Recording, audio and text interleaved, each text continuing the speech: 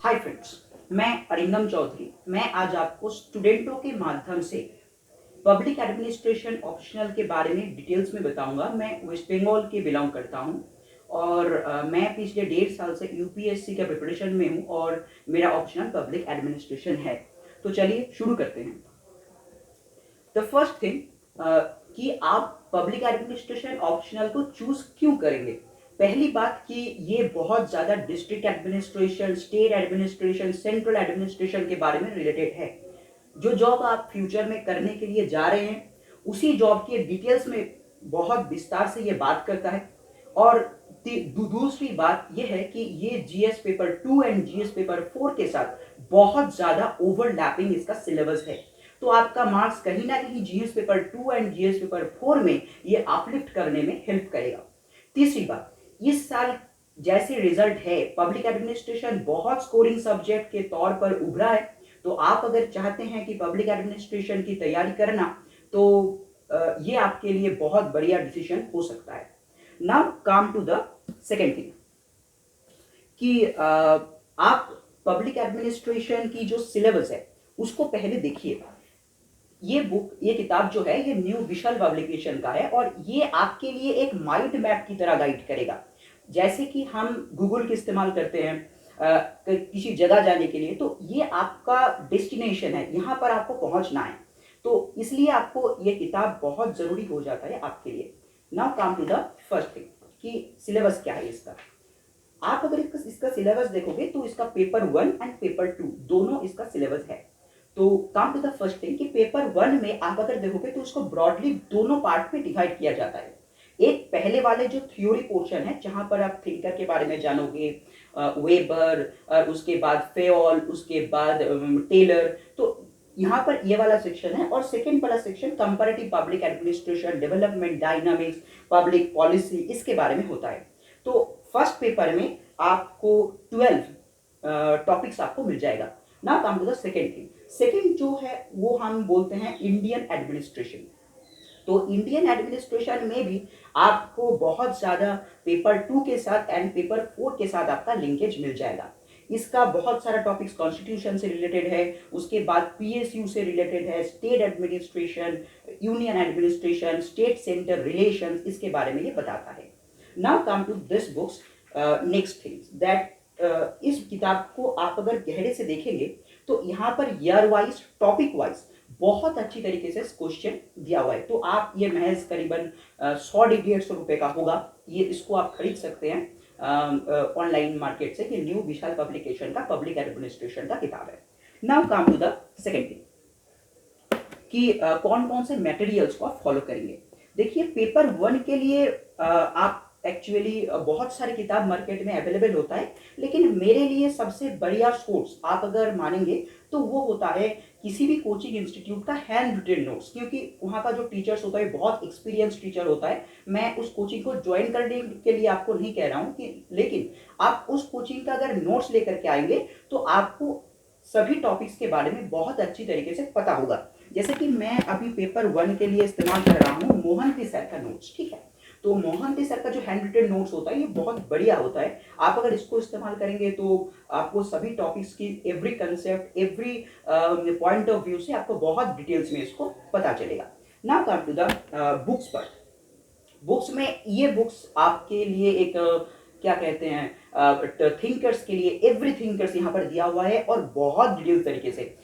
इस बुक्स को पढ़ने का एक तरीका है, यह है कि आप जो थिंकर है उसकी बायोग्राफी को उतना ज्यादा नहीं पढ़ोगे तो भी चलेगा। मतलब वहां से कोई आपको सवाल या फिर उनको आप आंसर राइटिंग में डाल नहीं सकते, तो उसको बस एक बार ग्लांस कर लो और उसके बाद आ जाओ उस थिंकर की मेन थॉट पर कि वो कहाँ से डिफर करता है, उसका थिंकिंग प्रोसेस क्या था, वो कौन कौन से एज में वो आया और कौन से वो लिटरेचर यूज करता था। तो इनके बारे में आप थोड़ा सा जान लो। जैसे कि आपको अगर बोला जाए कि टेलर, तो टेलर जिस टाइम पर आया था तब इंडस्ट्रियल रेवोल्यूशन खत्म होकर के न्यू इंडस्ट्रियल रेवोल्यूशन स्टार्ट हुआ था। तो ऐसे करके आप यहाँ पर स्टडी करो एंड कम टू द ये पढ़ने के बाद सभी टॉपिक्स की बहुत गहरी अंडरस्टैंडिंग डेवलप करने के लिए आप पढ़ सकते हैं फाडिया एंड फाडिया की पब्लिक एडमिनिस्ट्रेशन।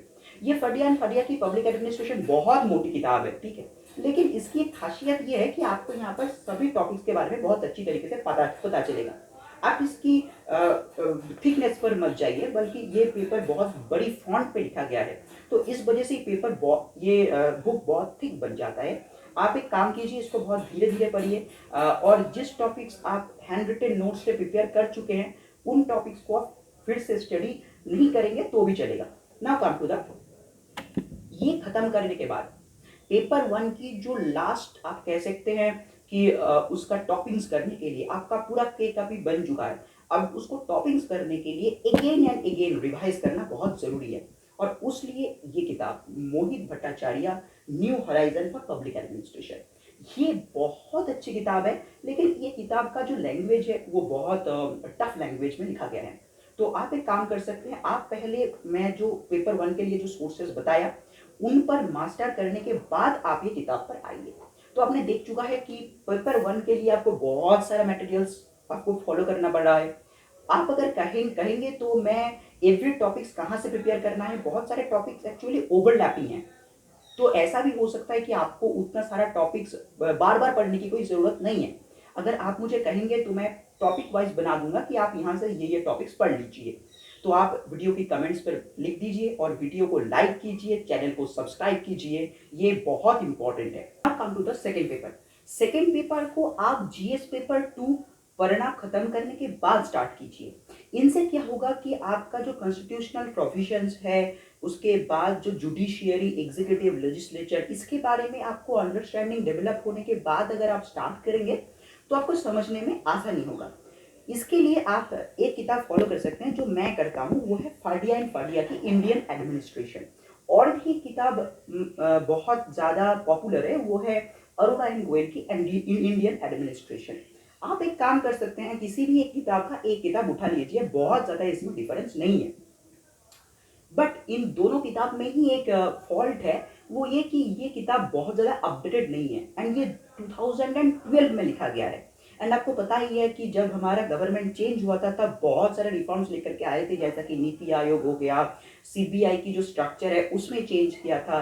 तो इतने सारे चेंजेस इस करने के बाद अभी का जो सिस्टम है उसको समझना आपको बहुत ज़रूरी है। इसलिए मैं फिर से बोल रहा हूँ कि मोहंती सर का जो नोट्स है वो तकरीबन 2018 या फिर 19 का आप अगर ले लेंगे तो वो बहुत बेहतर होगा, उसमें आपको करंट प्रोस्पेक्टस भी पता चलेगा। Now come to the next thing कि आपको पब्लिक एडमिनिस्ट्रेशन ऑप्शनल के बारे में लोग जिसके बारे में भय करते हैं वो है इज द करंट अफेयर्स, कि आपको करंट अफेयर्स आपको कहाँ से पढ़ना पड़ेगा। देखिए मैं दोनों न्यूज़पेपर को फॉलो करता हूँ, एज मेरे ऑप्शनल के लिए न्यूज़पेपर बहुत ज़्यादा ज़रूरी हो जाता है। एक है आपका द हिंदू जो कि आपको फॉलो करना ही करना है, और सेकंड मैं फॉलो करता हूँ लाइफ मिनट। लाइफ मिनट का बात यह है कि वहाँ पर आपको सोशल इश्यूज़ के बारे में, इकोनॉमिक प्रोस्पेक्टस के बारे में, गवर्नमेंट पॉलिसी के बारे में बहुत ज़्यादा शानदार डायग्रामेटिक रिप्रेजेंटेशन आपको मिल जाता है। इनसे आपका जो आंसर है वो बहुत ज़्यादा रिप्रेजेंटेबल हो जाता है, राइट। और जो मैगजीन में फॉलो करता हूँ वो होता है योजना एंड कुरुक्षेत्र। मैं एक्चुअली न्यूज़पेपर से कोई नोट्स नहीं बनाता, मैं विजन आईएएस का जो मंथली कंपाइलेशन होता है वहाँ उसको फॉलो करता हूँ, और जो जो इम्पॉर्टेंट पॉइंट्स मुझको न्यूज़पेपर से मिलता है मैं उनको उसके साइड में नोट डाउन कर लेता हूँ। ये बहुत शानदार अप्रोच है, आप भी इसको फॉलो कर सकते हैं। अब जो नेक्स्ट टॉपिक्स है वो है कि आप पेपर 1 एंड पेपर 2 को लिंक कैसे करोगे, बिकॉज आप अगर देखेंगे तो इसी चीज़ के ऊपर आपकी मार्क्स बहुत हद तक इम्प्रूव हो सकता है। आपको पेपर 1 एंड पेपर 2 को लिंक करने के लिए मेरे पास एक स्ट्रेटेजी है, आप इसका इस्तेमाल कर सकते हैं। आप एक काम कीजिए, पहले पेपर 1 को थॉरो रीडिंग कीजिए और उनकी अंडरस्टैंडिंग जितना पॉसिबल हो सके आप डेवलप कीजिए। उसके बाद आप पेपर 2 में आइए, और पेपर 2 स्टार्ट करने से पहले आप ये इंश्योर कर ले कि आपकी जो पॉलिटी वाला सेक्शन है GS2 का एंड गवर्नेंस वाला पार्ट वो आपका खत्म हो जाए, उसके बाद आप पेपर 2 को स्टार्ट करो। स्टार्ट करने के बाद पेपर 2 बहुत आसान है, पेपर 2 पढ़ना बहुत आसान है क्योंकि आपका GS2 भी खत्म हो चुका है, वो तकरीबन 1 महीना में ही खत्म हो जाएगा। उसके बाद आप फिर से पेपर 1 को रीडिंग कीजिए, और जब आप पेपर 1 को रीडिंग करेंगे तब एक एक कंसेप्ट के बाद आप ये गारंटी कीजिए कि आप उसको पेपर 2 के साथ लिंक करोगे।